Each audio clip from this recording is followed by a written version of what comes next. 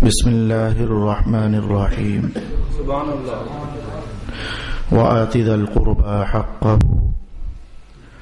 فأمسكوهن بمعروف وعاشروهن بالمعروف وليستعفف الذين لا يجدون نكاحا حتى يغنيهم الله من فضله أن تبتغوا بأموالكم قال رسول الله صلى الله عليه وسلم لا نكاح إلا بشهود وقال رسول الله صلى الله عليه وآله وسلم لا مهر أقل من 10 دراهم وقال الله تعالى وآتوا النساء صدقاتهن نحلة صدق الله مولانا العظيم.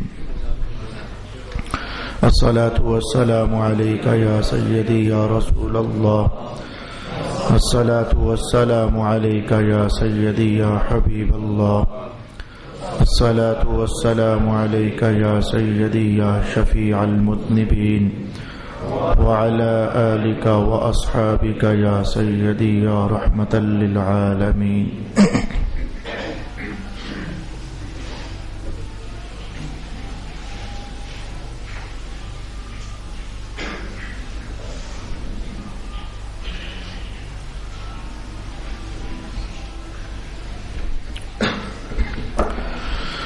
اللہ تعالیٰ نے ارشاد فرمایا کہ اپنے رشتہ داروں کے حقوق ادا کیا کرو. سورۃ بنی اسرائیل کی یہ مختصر آیت کا مختصر ترین جملہ اپنے اندر بہت ساری وسعت رکھتا ہے. اس جملے کی لپیٹ میں ہم دیکھ چکے کہ والدین کے حقوق کیا ہے. اس جملے کی لپیٹ میں ہم دیکھ چکے بہن بھائیوں کے حقوق کیا ہیں. اس جملے کی لپیٹ میں ہم سماعت کر چکے چچوں تایوں ماموں اور پھپھیوں کے حقوق کیا ہیں. اسی جملے کی وسعت میں ہم نے یہ بھی سیکھا کہ ایک بیوی کی ذمہ داریاں کیا ہیں, وہ اپنے خاوند کے ساتھ کیسا برتاؤ کرے. آج سے اس جملے کی وضاحتی تقریر اور وضاحتی بیان کے حوالے سے ہم شروع کر رہے ہیں کہ ایک خاوند کی کیا ذمہ داریاں ہیں, مذہب نے کیا کیا حقوق ہیں جو کہ لازم کیے ہیں ایک بیگم کے اس کے خاوند پر. منصب جتنا بڑا ہوتا ہے ذمہ داریاں اتنی ہی زیادہ ہوتی ہیں. کم منصب والے ان کی ذمہ داریاں کم, منصب اس سے بڑا ہو جائے ان کی ذمہ داریاں اتنی زیادہ. ایک بار کسی صاحب نے پوچھا تھا میرے استاد گرامی سے کہ شاہ صاحب ایک ہوتا ہے مدرس, ایک ہوتا ہے صدر مدرس. تو مدرس تو ہو گیا پڑھانے والا, تو یہ صدر مدرس کیا ہوا؟ پڑھانا ہی تو ہوتا ہے. کہنے لگے نہیں, صدر مدرس وہ ہوتا ہے. آپ نے تھوڑا سا جملے کے اندر مزاح اور خوش طبعی بھی داخل فرمائی. کہنے لگے صدر مدرس وہ ہوتا ہے جو صرف پڑھاتا ہی نہیں ہے بلکہ مدرسے اور دارالعلوم کے ہر کام میں پنگا لیتا ہے. بلب فیوز ہو تو اس کا بھی وہ خیال رکھتا ہے, موٹر خراب ہو گیا تو اس کو بھی وہ دھیان میں رکھتا ہے. الغرض بندے کا منصب بڑا ہو جائے تو اس کی ذمہ داریاں زیادہ ہو جاتی ہیں. وہ دیکھو اللہ رب العالمین سب سے بڑا ہے تو اس کے معاملات دیکھو آپ, اس کے عنوانات دیکھو آپ. انسانوں کو نبھا رہا ہے, پال رہا ہے, جانوروں کو پال رہا ہے, ہر ایک کی ضرورتوں کو جانتا ہے, بروقت اسے پہنچاتا ہے. اسے پتہ ہے کہ کس کو کتنا کو رلانا ہے, کسے کب ہنسانا ہے, کس کی جھولی کب بھرنی ہے, کسے تڑپانا ہے, وہ سارا جانتا ہے. تو سب سے بڑا جو ہوا تو میں ادھر یہ لفظ نہیں بول سکتا کہ اس کی ذمہ داریاں سب سے زیادہ ہیں. ذمہ داریاں ایک اور شے ہوتی ہے. ذمہ داریاں تو وہ ٹاپکس ہوتے ہیں جو کسی بڑے کی طرف سے چھوٹے کے اوپر لازم کر دیے جا چکے ہوتے ہیں. تو اللہ کے لیے یہ لفظ ہے ہی نہیں ہے. اللہ سے بڑا ہے ہی کوئی نہیں تاکہ اللہ پر کچھ لازم کرے. اس لیے میں نے کہا کہ اللہ کے عنوانات دیکھو, اللہ کے معاملات دیکھو. سب سے بڑا ہے تو اس نے کائنات کو کیسے سنبھالا ہوا ہے, محفوظ رکھا ہوا ہے, وغیرہ وغیرہ. تو میاں اور بیوی میں قرآن حکیم نے کہا کہ بیوی کا منصب کم ہے اس لیے اس کے حقوق بھی کم تھے. خاوند کا منصب زیادہ ہے اس لیے اس کے حقوق بھی زیادہ ہوں گے. اس بات کو ہم قرآن پاک میں یوں پڑھیں گے الرجال قوامون علی النساء، مرد افسر ہوتے ہیں عورتوں پر، مرد حاکم ہوئے، عورتیں محکوم ہوئیں. تو عورتوں کے حقوق ہم نے 6 یا 7 نشستوں میں دیکھ لیے. بس کچھ اتنا ہی، بہت زیادہ نہیں ہے. اگر انہیں سمیٹا جائے تو 2 3 4 باتیں ہی نکلتی ہیں. ہر عنوان میں اپنے خاوند کی عزت کا خیال رکھنا، اپنی عزت کو بچا کر رکھنا، اپنے آپ کو ہمیشہ خاوند کی خدمت، کسی بھی خدمت گزاری کے لیے حاضر باش رکھنا، اور مال کا نقصان نہ کرنا، پردے میں رہنا، آؤٹنگ نہ کرنا وغیرہ وغیرہ. وہ جو 8 10 15 20 30 میں نے بتائے، انہیں اگر سمیٹا جائے تو یہی 4 5 موٹے کلی درجے کے حقوق بنتے ہیں. لیکن خاوند کے بارے میں تو مذہب کی ذمہ داریاں خاوند کے ذمہ بہت زیادہ ہیں. اگر باقی آپ چاہتے ہو کہ ہم ایک ستھرے مسلمان اور ایک بیبے سے خاوند بن کر رہیں، سنتے بھی چلے جانا اور پھر اس کے مطابق اپنی زندگی کو دھوتے بھی چلے جانا. سننا ہی تو جمعہ پڑھنے کا کمال نہیں ہے نا. سننے کے بعد ایک مرد کامل اسے کہتے ہیں کہ جو مذہب سیکھتا بھی ہے اور پھر اپنے کردار پر لگی ہوئی علائشیں اور گند اور نجاستیں دھوتا بھی ہے، ستھرا کرتا ہے. ہر آنے والا جمعہ، میرے حضور نے فرمایا، جمعہ تو میں نے کہہ دیا، میرے حضور فرماتے ہیں کہ میرے جو مرد مومن ہوتا ہے اس کی شان ہوتی ہے، اس کا ہر آنے والا دن بہتری میں ہوتا ہے. یہ تو رسول پاک علیہ السلام نے ارشاد فرمایا. کل ایک بزرگ شخص مجھ سے کہنے لگے کہ آپ نے بھی بابا عنوان چھیڑا ہے، زندگیاں گزر گئی، ہمارے بچے بھی پل پل گئے اور ہمیں ابھی تک نہیں پتا کہ بیگمات کو کیسے رکھنا ہے، بیگمات کو ابھی تک نہیں پتا کہ خامندوں کے ساتھ کیسا سلوک کرنا ہے. میں نے کہا کیا کیا جا سکتا ہے؟ ہر محراب کی ذمہ داری تھی، ہر ممبر نشیر کی ذمہ داری تھی. بیان کرتا جو انہوں نے مناسب سمجھا بیان کرتے رہے. اور میں کم از کم یہ مناسب سمجھتا ہوں کہ دھویں دار تقریر ہمیشہ نہ کروں. سرکار دو عالم علیہ السلام نے جو سارا مذہب ارشاد کیا ہے، کوشش کروں کہ وہ سارا آپ کو سناؤں. میلاد شریف بھی اچھی بات ہے، 11ویں کی بات کرنا بھی اچھی بات ہے، اصالے ثواب کے حوالے بھی اچھے ہیں، عقیدے کی باتیں بھی اچھی ہیں، یہ ساری باتیں اچھی ہیں. تو جو باقی رہ گیا تو وہ بھی تو اچھا ہی ہے. ان 4 5 10 عنوانوں کے بعد جو باقی رہ گیا یقیناً وہ بھی تو اچھا ہی ہے. تو میں سارے اچھے کوشش کرتا ہوں کہ بیان کرنے کا اہتمام کروں. اللہ اکبر. شادی ہونے کے بعد اور شادی ہونے سے پہلے، شادی ہونے کے بعد جو ہوگا وہ تو بیان کروں گا ہی کروں گا. نوجوان دوستو اور بزرگ دوستو اور تمام مردوں، اب ہوگا ایسے کہ جب میں کہوں گا تو آپ میں سے بہت سارے لوگ کسی نہ کسی غلطی میں انوالو ہو گئے. آپ کو برا بھی لگے گا کہ مولانا ہمیں ڈانٹ رہے ہیں. کیا کروں؟ یہ مولانا کی آواز نہیں، آواز قرآن کی ہے، آواز سنت رسول اللہ کی ہے. یہ جملے اس لیے پہلے بول رہا ہوں کہ ذرا سنجیدگی سے سن لیجئے گا. جب قرآن پاک مرمت کرتا ہے کسی کی تو صرف یہی نہیں کہ میں بھی تو آپ کے ساتھ ایک مرد ہوں، میری مرمت بھی ہوگی. جو قرآن کے اگر لہجے کے اندر جلال ہوگا یا سختی ہوگی تو وہ سب مردوں ہی کے لیے تو ہوگی. تو لہذا اس وقت میں اپنی گفتگو کو آغاز میں لانے لگا ہوں یہ کہہ کر کہ منہ شونا بنانا، اپنی اصلاح کرنا اور مرنے سے پہلے ستھرے ہو جانا اور اپنے کندھوں کا بوجھ ہلکا کر دینا. رسول پاک علیہ السلام نے فرمایا تھا کلکم راعن.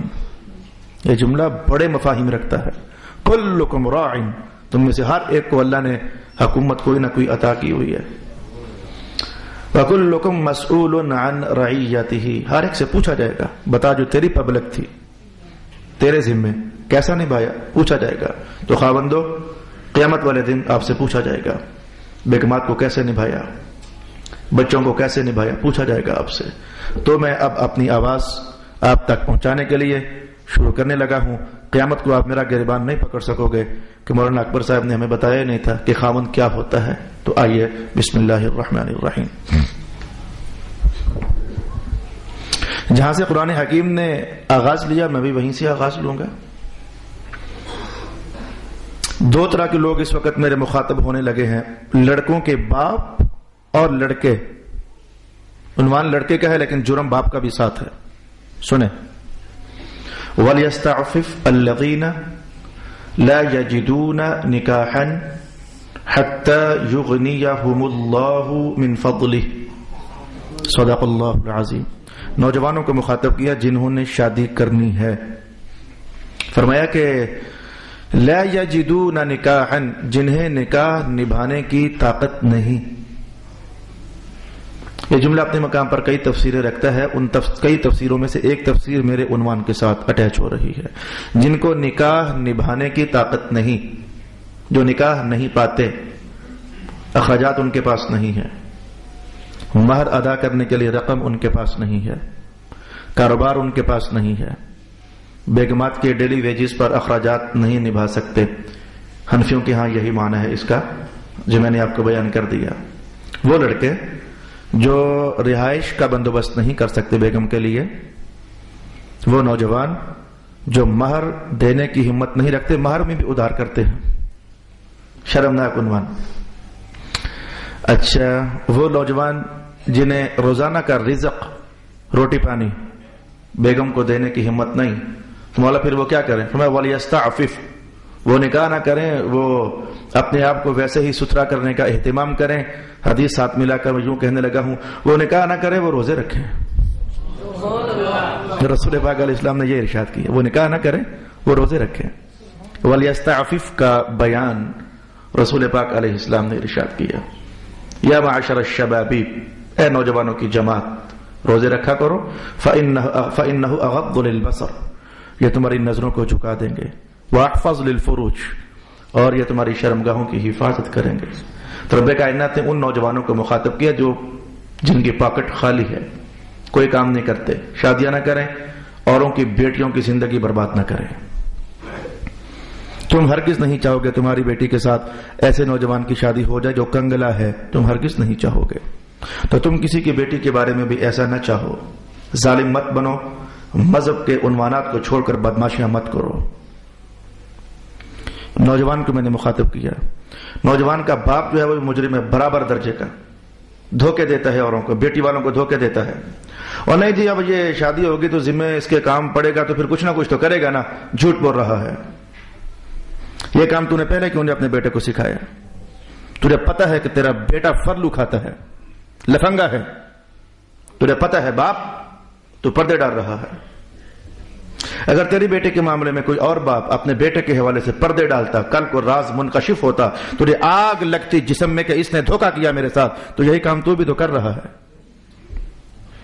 تجھے اپنے بیٹے کا پتا ہے کہ یہ بدماشیاں کرتا ہے، رات کو گھر نہیں آتا، لیٹ آتا ہے، سگریٹ نوشی کرتا ہے، جوئے کھیلتا ہے، یا جو بھی ایپ کرتا ہے، کمائی نہیں کرتا ہے، بات نہیں مانتا ہے. لیکن تو نے جب اپنے بیٹے کو بیان کیا نا اوروں کے سامنے، تو نے کہا ماشاءاللہ جی بڑا اچھا ہے، سونا ہے، ستھرا ہے، پاکیزہ ہے. اور کاروبار کا پوچھا کوئی کرتا ہے، بس اب یہ شروع کرنے والا ہے. کوئی نہیں شروع کرنے والا ہوتا، اسے ہنر ہی نہیں ہے.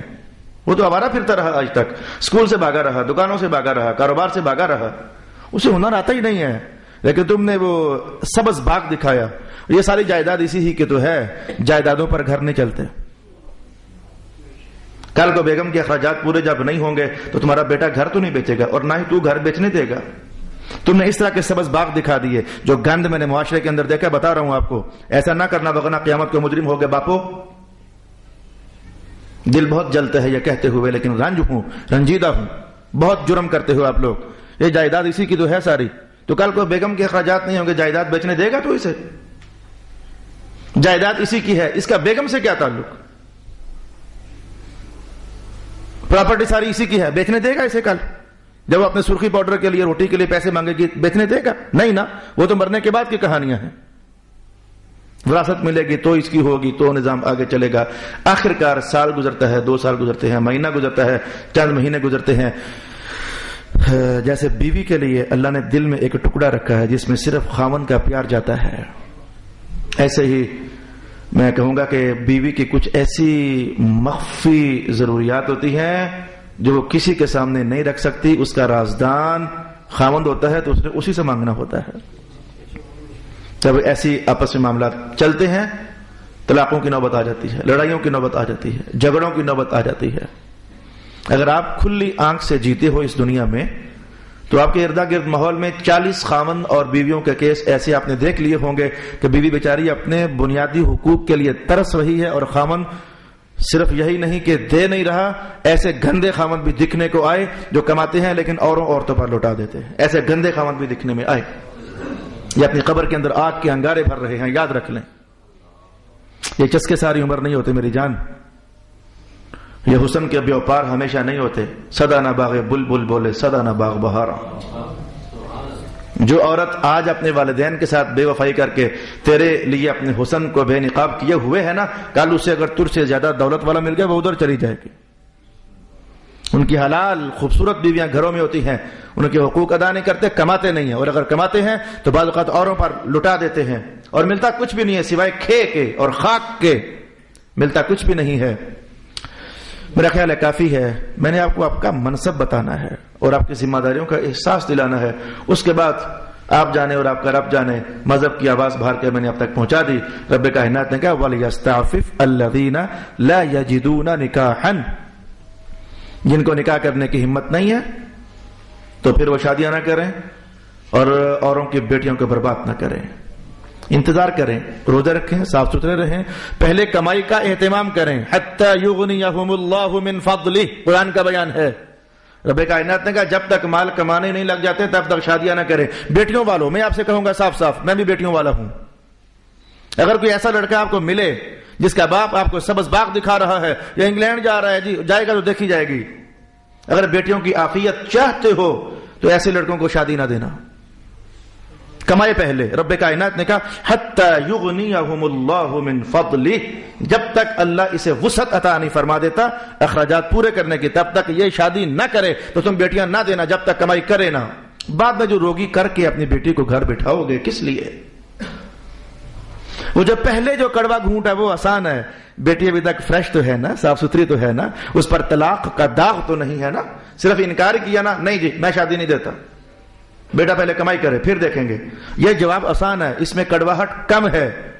آپس میں آپ بڑے ہی تھوڑا کو ایک دوسرے کے سامنے برا بنے نا، بیٹی تو صاف ستھری رہ گئی نا، اور آج وہ سبز باغوں کے چکر میں شادی تو دے دی، اور پھر کل جب نبھاؤ نہ ہوا تو کل بھی تم بڑے بھی آپس میں گندے مندے ہو ہی گئے، لیکن اب بیٹی بھی تمہاری طلاق کا داغ اپنے دامن پہ لگا چکی ہے۔ اور پاکستانی ماحول اور معاشرے کے اندر تو آپ کو پتا ہے کہ ایک بار طلاق ہو جائے تو قسمت ہی ہے کہ اللہ تعالیٰ وہ دوبارہ معاملات بحال فرما دے۔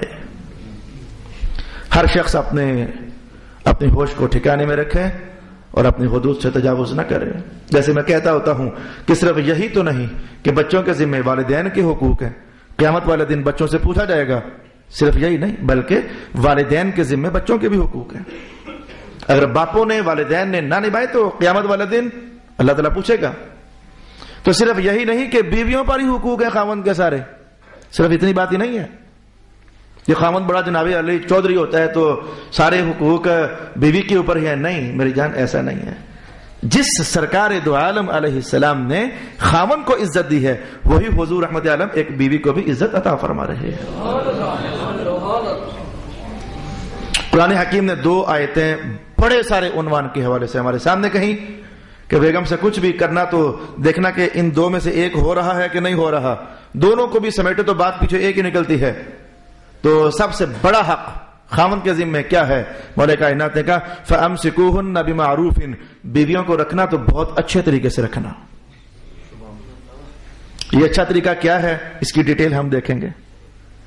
دوسرے مقام پر الفاظ یوں تھے وَعَاشِرُوهُنَّ بِالْمَعْرُوفِ، ان کے ساتھ معاشرت کرنا، رہنا سہنا، بالمعروف، لفظ وہی، وہاں بمعروف تھا یہاں بالمعروف ہے لیکن مادہ وہی، دونوں جگہ معنی یہ ہے کہ بیویوں کے ساتھ رہنا، انہیں اپنے پاس رکھنا بہت اچھے طریقے سے، حتیٰ کہ رسول پاک علیہ السلام نے فرما دیا کہ میرے نزدیک وہ اچھا ہے، خیرکم، میرے نزدیک وہ اچھا ہے۔ حضور کون؟ میں خیرکم لأہلہ، جو اپنی بیوی کے ساتھ اچھا ہے۔ رسول پاک علیہ السلام نے ذمہ داریاں پہلے یوں اٹھائیں، اچھا وہ ہے جو بیوی کے ساتھ اچھا ہے۔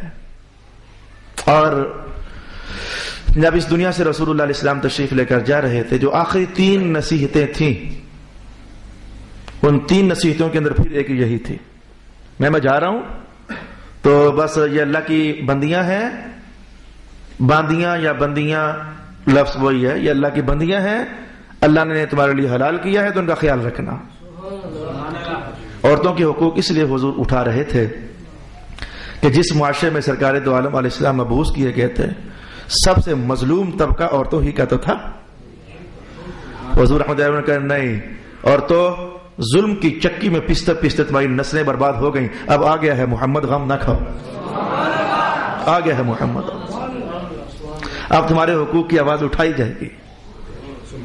میں کسی کو بیٹی کے منصب پر فائز کر کے اس کے حقوق الگ بیان کروں گا. میں محمد کسی کو ماں کہہ کر اس کے حقوق الگ بیان کر دوں گا.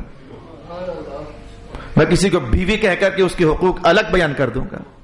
اور یار یہ تو بڑے قریبی رشتہ دار ہیں. میں کہوں گا حضور رحمت عالم نے تو اپنی رضائی ماں حضرت حلیمہ کی کتنی عزت کی ہے. اعلان ہو گیا کہ بس عورتوں اب غم نہ کھاؤ، اب رحمت محمد تشریف لا چکے ہیں. اس لیے عورتوں کے بڑے حقوق رسول اللہ علیہ السلام نے ارشاد فرمائے. لیکن جتنے بھی ارشاد کیے مردوں کے برابر نہیں کیا، یہ بات یاد رکھنا. اب میں عورتوں کی حق کی آواز اٹھا رہا ہوں تو ہرگز میں کسی غلط کالجی پروفیسر کی طرح اور کالم نگار کی طرح اور یونیورسٹی کی خاک چھاننے والے کی طرح میں مذہب کو اگنور نہیں کر سکتا اور میں یہ کہہ دوں یہ عورتیں اور مرد برابر ہیں. ہرگز برابر نہیں ہیں. تمہارے پاس ایک آیت نہیں ہے جو سمجھا سکو یہ حقوق متعین کرنے یہ مذہب کی ذمہ داری ہے، اسکولوں کالجوں کی نہیں. ایک آیت بھی تمہارے پاس نہیں ہے جو یہ بتائے کہ مرد اور عورت برابر ہے. غلط، جھوٹ. رب کائنات نے یہ کہا الرجال قوامون، حکومت اللہ نے مردوں کو عطا فرمائی ہے. برابری کی بات بھی نہیں ہے. الغرض بار بار میں لپیٹ رہا ہوں کہ اپنے حدود میں رہو. دونوں عورتیں بھی اپنے حدود میں رہیں، مرد بھی اپنے حدود میں رہیں. ابھی تک ہمارا تعارفی پروگرام چل رہا ہے کہ ہمیں کیا سمجھنا ہے آئندہ. ایک بات میں نے بیان کر دی، جب تک بیٹے برسرے روزگار نہ ہو جائیں باپو تم بھی خیال کرو، شادیاں نہ کر دو. ایسے نوجوان بھی میری نظر میں ہیں، باپو نے کہا کہ او جی شادی کے بعد ان کے سارے اخراجات ہم اٹھائیں گے. مہینے دو کے بعد ہاتھ اٹھا دی، ہینڈز اپ. نہیں اٹھاتے، خود سنبھال. وہ بیچارہ ایک روپیہ نہیں کماتا، والدین کی ہاتھوں مجبور ہو کر شادی کر لی اس نے، اور وہ ایک روپیہ بیگم کو دے نہیں سک رہا. پیٹا. اب میں کیا کروں؟ میں نے کہا میں بھی کیا کروں نوجوان، میں بھی کیا کروں. ہم محراب نشین جب بر وقت بولتے ہیں اس وقت آپ سب لوگ توجہ کرتے ہی کہاں ہو. اس وقت آپ لوگ کہتے ہو کہ مولانا کی سختیاں ہیں. مولانا کی سختیاں نہیں ہیں، یہ مذہب کے وہ روشن اور تابندہ اصول ہیں کہ جن کی چھاؤں میں چلو گے تو زندگی بہار بہار ہو جاتی ہے. اور ویسے بھی جب تک تھپڑ لگتا نہیں ہے نا ماحول کا، تب تک بندے کو مدینے والے سونے محمد یاد بھی نہیں آتے ہیں. وہ جب کوئی نہ کوئی کہیں نہ کہیں پستا ہے تو پھر کہتا ہے وہ دیکھو جی لوگوں کو اسلام ہی یاد نہیں رہا. جملہ یہ ہے، اصل بات تو یہ جملہ کہہ تو یہ رہا ہے نا وہ دیکھو جی رسول اللہ کی تعلیمات ہی یاد نہیں رہی. یہی معنی ہے نا اس کا. جب گرے، جب دھکا لگا، جب تھپڑ لگا، جب ذلت ہوئی، جب ٹھڈا لگا تمہیں پھر حضور رحمت عالم یاد آئے. اور میں ٹھڈا لگنے سے پہلے تمہیں یاد کرانا چاہتا ہوں. اچھا جناب علی آئیے میں آپ کو بیان کروں کہ شادی، جب آج شادی ہو رہی ہے آپ کی تو آپ اتنی وسعت تو پاتے ہو کہ مہر ادا کرو. تو شادی کی بنیادی ترین اخراجات اور ضروریات میں سے رب کائنات نے یہ جملہ ارشاد کیا کیا ان تبتغوا باموالکم. فری کھاتے میں عورتوں کے ساتھ شادی نہیں کر سکتے، مال دینا پڑے گا. کون مال دے گا؟ خامن مال دے گا. میں نے 40 نکاح پڑھائے ہیں جن میں سے 40 بطور عدد مثال ہوتا ہے. تو بیٹا کہہ رہا تھا ابا جی دیو نا نکاح، مار دیو نا. شادی تو کر رہا ہے اور مار اپنے باپ سے مانگ رہا ہے. رب کائنات نے تو یہ کہا کہ جو خامند ہے وہ مال نکالے، وہ مہر نکالے. تو کیوں تیری پاکٹ منی نہیں تھی؟ باقی اخراجات ابا سے مانگے گا. چلو میں کہتا ہوں یہ وقت تو گزر گیا. ایک حق تھا مہر کی صورت میں ادا کرنا تھا، ابا سے لے کر دے دیا تو کل پھر کیا کرے گا؟ پرسوں پھر کیا کرے گا؟ اور باقی زندگی کیا کرے گا؟ ہنستا بھی ہوں، سمجھاتا بھی ہوں، لوگ میری بات سنتے ہی نہیں ہیں، توجہ ہی نہیں کرتے. کئی کرتے بھی ہیں. اللہ پاک ان کی قبریں نور سے بھر دے. جو مذہب کی بات کو باہر کے عزت کی نظر سے دیکھتے ہیں، اللہ تعالیٰ ان کے خاندانوں کو رونقیں عطا فرمائے. اور کئی لوگ لڑ پڑتے ہیں کہ یہ مولویوں کی باتیں ہیں. شرمناک جملہ ہے. مولویوں کی باتیں کہیں، قرآن کی باتیں ہیں. مسلمان بے شرمی کی حدیں پار کر گیا. کسی مذہب کے مسئلے کو یہ کہہ کر ریجیکٹ کر رہا ہے کہ مولوی کی بات ہے. مولوی کی بات نہیں ہے، مولوی کے رب کی بات ہے، اور تمہارے بھی رب کی بات ہے. یہ مولوی کی بات ہے. شرم کیا کرو. بولتے کیا ہو تم؟ یہ مولوی کی بات ہے، یہ اللہ کی بات ہے. یہ رسول اللہ کی بات ہے. تم ریجیکٹ ہی کرنا چاہتی ہو تو چپ کر جاؤ, بے عمل ہو جاؤ گے, لیکن آبجیکشن تو نہ کرو. یہ مولوی کی بات ہے, اللہ کی بات ہے. شرمناک مسلمان آج کا اللہ کی بات کو مولوی کی بات کہہ کر اسے ڈیگریڈ کر کے ریجیکٹ کرنا چاہتا ہے. اور مولوی صاحب کی بات ہے. ایسا کرنے سے اللہ کا کہا ہوا قول ڈیگریڈ نہیں ہو سکتا, خود ذلیل ہو جاؤ گے. ان قریب وقت آ جائے گا, اللہ کی بات کو, اللہ کے قول کو ڈیگریڈ کرو گے, ذلیل اور رسوا ہو جاؤ گے.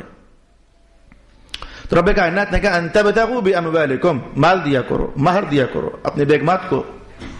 باقی رہی بات یہ کہ مہر کتنا ہونا چاہیے, یہ اس کے فوراً بعد اگلا تیز ترین, تلخ ترین, پرانا ترین رولا ہے, 32 روپے. واقعاتاً یقین جانے کہ حضرت عمر ابن الخطاب رضی اللہ تعالی عنہ کی حکومت ہوتی اور ہم پھر کہتے 32 روپے, سیدھے 32 کوڑے ہماری پیٹھ پر لگ جاتے, سیدھے بغیر پوچھے. 32 روپے لکھ دو, 200 روپے. کچھ تو بولتے ہی نہیں, کہتے جو شرعی بنتا ہے لکھ دو. تو پتہ نہ اسے ہے شرعی کتنا ہے, پتہ نہ اسے ہے شرعی کتنا ہے, اور پتہ نہ رجسٹرار صاحب کو ہے کہ شرعی کتنا ہے. میں نے آپ کو بیان کر دیا ہوا ہے ڈیٹیل سے حق مہر کتنا ہوتا ہے. میں آج اگر بیان کروں گا تو لامحالہ وہ 2 نشستوں کا بیان تھا. میرا خیال ہے کہ آپ کو سب خاوندوں کو اور سب باپوں کو وہ سٹال سے CD لینی چاہیے اور سننی چاہیے حق مہر کتنا ہے. وہ گزشتہ سال میں نے حالات ایک دم سے 3 4 5 نکاح پڑھائے تو بڑی پریشانی ہوئی کہ لوگ یہ کیا بول رہے ہیں. لکھ دو شرعی, کوئی کہتا ہے 500 روپیہ, کوئی کہتا ہے 1000 روپیہ. نہ 1000 شرعی ہے نہ 500 شرعی ہے. کتنا شرعی ہے اس کی پونے گھنٹے کا بیان سٹال پر موجود ہے, آپ لیجئے اور ضرور سیکھیے اور ضرور سمجھیے. تو یہ مسئلہ میں نے گزشتہ تاریخ کے حوالے کر دیا کہ لے لیجئے اور سن لیجئے. تو شادی والے دن جو اہم ترین ذمہ داری تھی وہ یہ تھی ان تبتغوا باموالکم. جو ذمہ داری نہیں تھی اسے نبھا رہے ہیں ظالم. وہی جو 500 روپیہ شرعی حق مہر کے طور پر دے رہا ہے, ابھی تھوڑی دیر کے بعد دودھ پلائی کی رسم آئی کی تو 10 ہزار روپیہ لٹا رہے ہیں. وہ مذہب ہے ہی نہیں. وہ دودھ پلائی, جوتا چھپائی, 20,000 ادھر کھینچ لیا, 10,000 ادھر کھینچ لیا. یہ مذہب ہی نہیں ہے. جو بنیادی حق تھا بیگم کا وہ دیا نہیں, اور فرلو کھاتوں میں رقم برباد کر رہا ہے. آپ بھی دیکھ تو رہے ہو کہ محراب نشین صحیح بول رہا ہے, سن تو رہے ہو کہ آپ محراب نشین ایک صحیح بول رہا ہے. میرے پاس 2 منٹ ہیں, لیکن میں اگر تجاوز ہوا تو نماز انشاءاللہ 1:15 بجے ہوگی. سب بدماش نوجوان سن لیں جن کو عشق لڑتا ہے, لو میرج کرتے ہیں, بھاگتے ہیں گھروں سے. اب ان بہنوں کو بدماش نہیں کہتا, قوم کی بیٹی ہیں, اللہ انہیں حیا نصیب کرے, اللہ انہیں حیا نصیب کرے. دعا کرتا ہوں. فون آتے ہیں مجھے, آرام صاحب قرآن پاک گواہ ہے ہمارا, شادی کر لیں. مگر دفع ہو جاؤ, قرآن پاک گواہ ہے تمہارا. شرم نہیں آتی اپنی قبر کو آگ سے بھرتے ہوئے؟ مولانا اللہ گواہ ہے ہمارا. یہ بھی بیان میرے پاس آیا, ہم اللہ کو گواہ بنا کر شادی کرنے لگے ہیں. مگر دفع ہو جاؤ. اللہ یوں گواہ نہیں ہوتا, احکام شریعت میں بندے گواہ ہوتے ہیں, ورنہ ہر کیس کا گواہ اللہ تو تھا ہی تھا. حضور نے کیوں فرمایا کہ بندوں میں سے گواہ ہونے چاہیے. ذوا عدل منکم, قرآن کا بیان, ذوا عدل منکم, 2 گواہ ہونے چاہیے اور تم میں سے ہونے چاہیے, انسانوں میں سے. قرآن سیکھا کبھی؟ زیادہ سیانے بنتے ہیں, اللہ کو گواہ بنا لیا ہم نے, بڑی گواہی ہے ہماری. رب کائنات نے کہا نہیں, میں نہیں گواہ بنتا, تم گواہ ہو آپس میں. ذوا عدل منکم, قرآن کا بیان, تم میں سے, منکم تم میں سے. قرآن گواہ ہے نہیں, قرآن گواہ. احکام شریعت کا قرآن کی گواہی سے کوئی تعلق نہیں ہے. اللہ گواہ, ہم اللہ رسول گواہ. ہم اللہ کو حاضر ناظر جان کر, یہ جملے میرے پاس پہنچے, ہم اللہ کو حاضر, کتنے پاک دامن ہیں, دیکھو ستھرے, یہ کتنے جنتی لوگ ہیں. بیٹی بگا لی کسی کی اور باتیں کرتا ہے اللہ کو حاضر ناظر جان کر. جہاں اتنا کرتوت کر لیا تو یہ بھی کر لے, دوزخ تیار ہے تیرے لیے. خاندان میں آگ لگا دی, تب خدا یاد نہیں آیا, اور اب نکاح ہونے لگا. ہم اللہ کو حاضر ناظر جان کر نکاح کر رہے ہیں. اعوذ باللہ من الشیطان الرجیم. اے میرے اللہ, میرے قوم کے جوانوں کو ہدایت دے دے, اور میرے قوم کے جوانوں کے باپوں کو ہدایت دے دے. انہوں نے MBA تک کروا لیا لیکن محمد کا قرآن نہیں سکھایا. یہ باپ بھی بدماش ہے, مجرم ہے یہ باپ. ہر ڈگری تم نے دلوا دی اپنے بیٹے کو, لیکن قرآن کے ترجمے کی، قرآن کی تفسیر کی، حدیث کی ڈگری تم نے نہیں دلوائی ہے، تبھی تو یہ کرتوت ہو رہے ہیں۔ ایک موقع پر میرے استاد گرامی نے فرمایا تھا، مردوں کے شہر میں رہنے والا لاشیں نہیں اٹھائے گا تو کیا کرے گا؟ ہم مذہب کے اعتبار سے مردے ہیں، ہر بندے کو اپنے حقوق پتہ ہی نہیں کہ میں نے کیسے جینا ہے، مجھے کیسے جینا ہے۔ اوروں کو دیکھتا ہے وہ کیسے جیتا ہے، ہمیں کیسے جینا ہے۔ سنو حدیث کا بیان، قال رسول اللہ صلی اللہ علیہ وسلم لا نکاح الا بشہود، بغیر گواہوں کے نکاح ہو ہی نہیں سکتا، شرط ہے حنفیوں کے نزدیک، لا نکاح الا بشہود، بغیر گواہوں کے ہو نہیں سکتا۔ اور رب کائنات نے کہا گواہ کوئی اور نہیں، مردوں میں سے ہوں گے، انسانوں میں سے ہوں گے، 2 مرد یا 1 مرد اور 2 عورتیں۔ جب تک یہ کیس کلیئر نہیں ہو جاتا اس وقت تک گواہی کا نصاب پورا نہیں ہوتا۔ مجھے کچھ نکاح فارم پر بھی چند ایک باتیں آپ سے کہنی ہیں، وقت سمٹ گیا اگلی نشست میں۔ اب آپ کو یہ تو لگ گیا پتا کہ اب ہماری کلاس لگ گئی ہے، مردوں مذہب کی طرف سے اب کلاس لگ گئی ہے۔ اب یہ دیکھیں کلاس کب تک لگتی ہے، لگی رہے گی جب تک عنوان ختم نہیں ہوتا۔ اللہ کرے کہ آپ کے دل نرم ہوں اور آپ سمجھو کہ واقعی ہم سے غلطی ہوئی ہے، بڑی بھول ہو گئی ہم سے۔ وآخر دعوانا ان الحمد للہ رب العالمین۔